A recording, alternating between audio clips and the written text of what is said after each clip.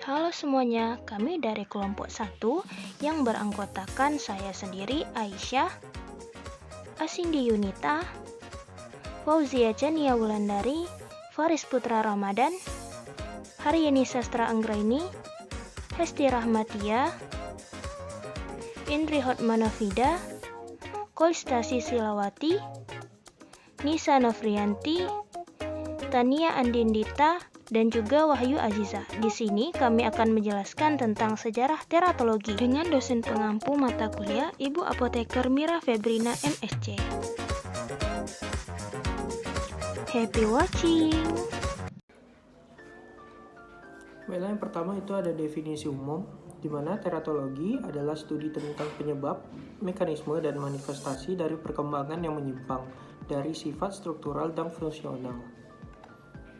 Nah, istilah terkait teratologi itu ada 4. Yang pertama ada teratogenik, yang kedua ada teratogenesis, yang ketiga ada teratogen, dan yang keempat ada teratologi. Nah, untuk teratogenik itu terjadi perkembangan tidak normal dari sel selama kehamilan yang menyebabkan kerusakan pada embrio sehingga menjadi cacat lahir. Nah, untuk yang kedua itu ada teratogenesis, di mana proses yang menyebabkan terjadinya berbagai bentuk kelainan perkembangan embrio selama periode embrional. Nah, kemudian yang ketiga itu ada teratogen, suatu obat atau zat atau juga senyawa lain yang menyebabkan pertumbuhan janin menjadi abnormal. Kemudian ada yang keempat yaitu teratologi, merupakan cabang dari ilmu embriologi yang khusus mempelajari tentang akibat, mekanisme, dan manifestasi embrionik yang cacat atau abnormal. Nah, untuk sejarah teratologi itu sendiri, istilah teratologi mulai dikenal pada tahun 1842 yang berasal dari bahasa Prancis yaitu teratologi. Kemudian diadaptasi ke Yunani pada tahun 1930 menjadi teras, artinya tanda yang dikirim oleh para dewa, keajaiban, monster, dan ologi yang artinya teori atau studi. Nah, untuk pengertian teratologi pada awalnya lebih dimengerti sebagai pandangan terhadap suatu hal yang ajaib, sehingga hal tersebut menjadi terlihat tidak normal. Dan kini, istilah teratologi dikaitkan dengan medis teratogenisitas, termasuk tentang kelainan atau malformasi kongenital. Selanjutnya itu prinsip-prinsip teratogen. Yang pertama itu kerentanan terhadap teratogenesis tergantung pada genotip konseptus dan cara komposisi genetik berinteraksi dengan lingkungan. Yang kedua, masa yang paling sensitif untuk timbulnya cacat lahir adalah masa kehamilan minggu ketiga hingga ke-8, yaitu masa embriogenesis. Yang ketiga itu manifestasi perkembangan abnormal tergantung pada dosis atau lamanya paparan terhadap suatu teratogen. Yang keempat yaitu teratogen bekerja dengan cara yang spesifik pada sel-sel dan jaringan yang sedang berkembang untuk memulai embriogenesis atau patogenesis yang abnormal. Yang kelima itu manifestasi perkembangan abnormal adalah kematian, malformasi, keterlambatan pertumbuhan, dan gangguan fungsi. Baiklah, selanjutnya faktor penentu efek teratogen. Yang pertama itu ada faktor lingkungan, di mana pada faktor lingkungan ini terdapat dibagi menjadi 4, yaitu yang pertama agen-agen infektif.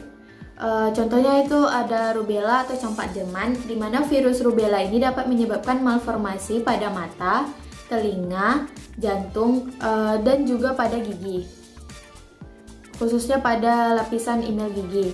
Virus ini mungkin viola menimbulkan beberapa peristiwa cacat otak dan keterbelakangan mental.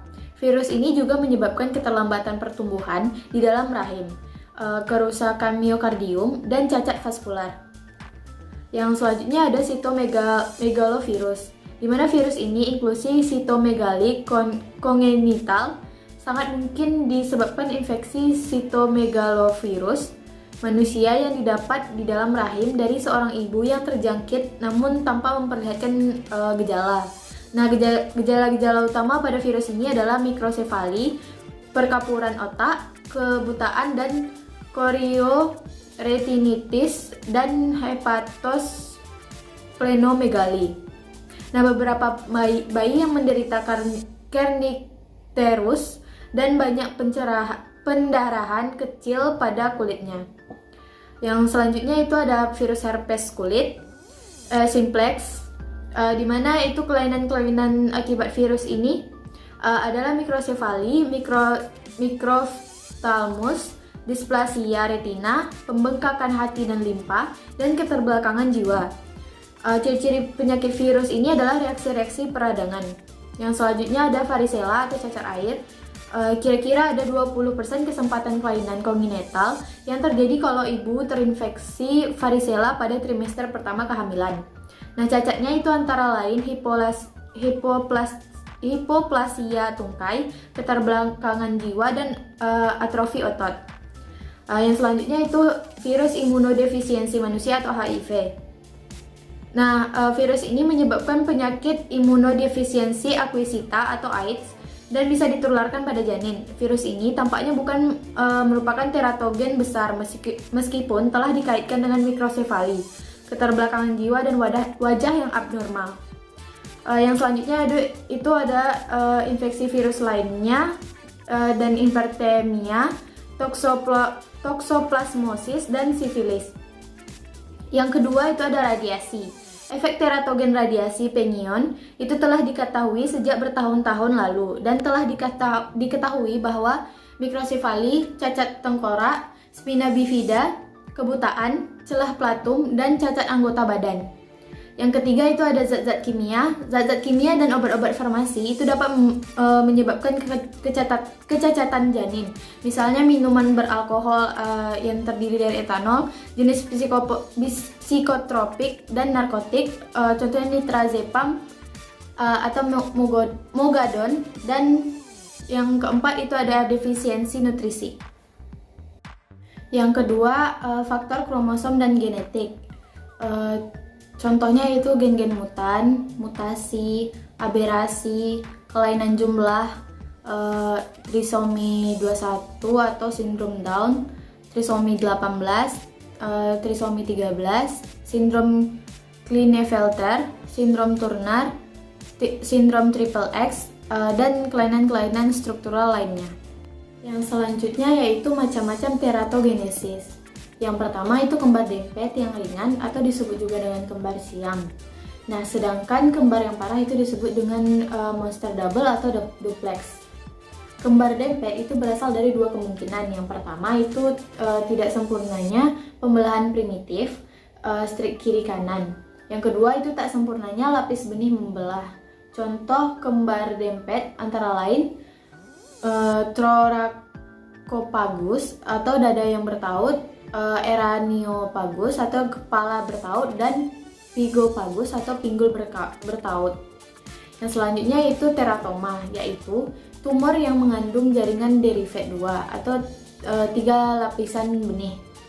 Yang selanjutnya itu cacat fisik saat lahir, yaitu kurangnya jari-jari tangan dan kaki, kurangnya organ-organ vital. Teratologi cacat itu dapat terjadi karena gangguan pertumbuhan kuncup suatu alat, terhenti pertumbuhan di tengah jalan, kelebihan pertumbuhan, salah arah atau salah arah diferensiasi. Yang selanjutnya itu jenis cacat, frekuensi terjadinya, dan orang yang beresiko. Yang pertama itu sirenomelus, di mana sirenomelia ini adalah cacat lahir mematikan dari tubuh bagian bawah yang ditandai dengan fusi nyata dari kaki ke ekstremitas bawah tunggal. Malformasi tungkai bawah yang terlihat pada bayi dengan sirenomelia terdiri dari fungsi nyata dari kaki. Dalam kasus yang parah itu hanya ada dua tulang hadir di seluruh tungkai atau tulang paha dan mungkin tibia. Yang kedua itu ada pokomelia, di mana pokomelia ini yaitu ketiadaan anggota gerak, sebuah cacat lahir anggota tubuh yang disamakan dalam pidato sehari-hari untuk sirip segel, tangan atau kaki yang melekat pada batang tubuh oleh satu. Kecil, cacat tulang tampa, masing-masing sebuah siku atau lutut. Yang ketiga itu polodaktili, di mana polodaktili ini merupakan kelainan pertumbuhan jari sehingga jumlah jari pada tangan atau kaki itu lebih dari 5. Polidaktili ini terjadi pada 1 dari 1000 kelahiran. Penyebabnya itu bisa karena kelainan genetik atau faktor keturunan. Nah, bentuknya itu bisa berupa gumpalan daging, jaringan lunak, atau sebuah jari lengkap dengan kuku dan ruas-ruas yang berfungsi normal. Tapi umumnya hanya berupa tonjolan daging kecil atau gumpalan daging bertulang yang tumbuh di sisi luar ibu jari atau jari kelingking.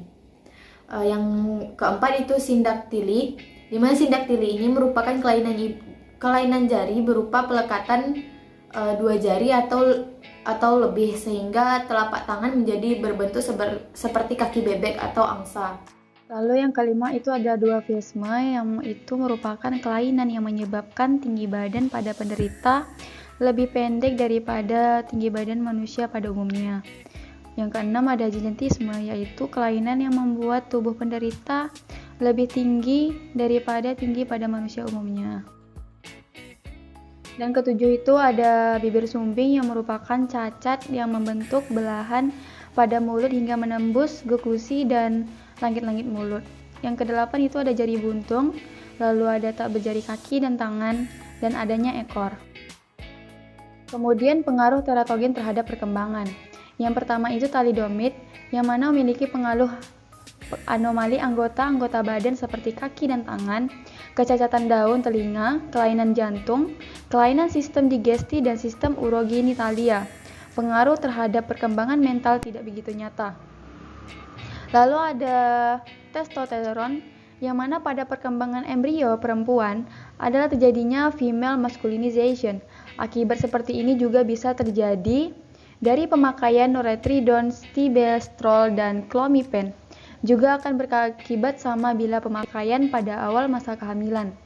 Lalu ada asetilsalisid asid atau asam asetilsalisilat, yang mana pada awal kehamilan juga akan menyebabkan terjadinya cacat kelahiran berupa tidak sempurna pembentukan rangka dan alat dalam. Dan yang terakhir itu ada penilalanin dan sikloheksilamin, yang mana menyebabkan kecacatan mental atau retardasi mental pada fetus yang dikandung ibu yang bersangkutan. Lalu ada mekanisme kerja teratogen. Yang pertama itu adalah mutasi, yang mana merupakan mekanisme dasar cacat perkembangan berupa perubahan urutan nukleotida pada DNA. Lalu ada pemecahan kromosom, yang mana dapat menyebabkan penataulangan kromosom. Aberasi kromosom dapat disebabkan oleh virus, radiasi, atau senyawa kimia. Lalu yang ketiga ada gangguan mitosis, yang mana disebabkan oleh senyawa sitotoksik yang menghambat sintesis DNA sehingga memperlambat mitosis. Lalu yang keempat itu ada gangguan terhadap asam nukleat. Yang kelima ada kurangnya prekursor dan substrat untuk biosintesa. Biosintesa akan berubah karena kurangnya zat makanan tertentu. Adanya analog vitamin, asam amino tertentu, purin dan pirimidin dapat menyebabkan metabolit yang tidak normal dalam biosintesa.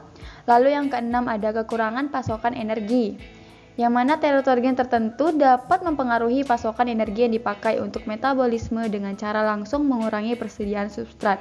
Misalnya seperti defisiensi makanan, berkurangnya sumber glukosa. Lalu yang ketujuh ada ketidakseimbangan osmolar.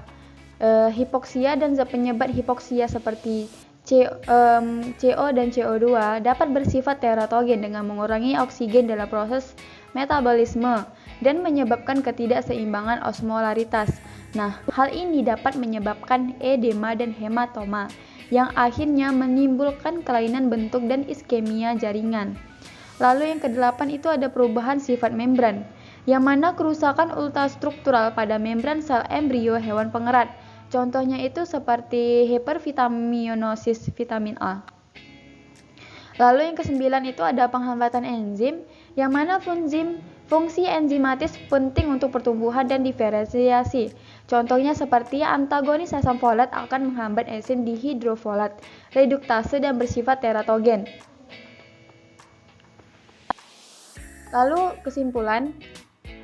Kesimpulan pertama yaitu teratogenik adalah terjadinya perkembangan tidak normal dari sel selama kehamilan yang menyebabkan kerusakan pada embrio sehingga terjadi cacat lahir.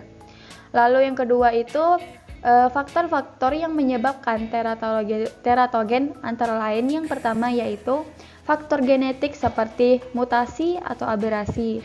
Lalu ada juga faktor lingkungan seperti infeksi, obat, radiasi, defisiensi, dan emosi. Lalu yang ketiga ada agen kimia seperti logam berat, Hg, Pb, arsenik, dan lain-lain. Lalu ada polutan seperti pestisida, plastik, dan lain-lain, dan bahan-bahan obat. Dan agen fisik itu seperti radiasi. Ketiga, ada 4 mekanisme yang terlibat dalam efek teratogen. Yang pertama itu gangguan terhadap asam nukleat, lalu kekurangan pasokan energi dan osmolaritas, penghambatan enzim, dan sebagainya.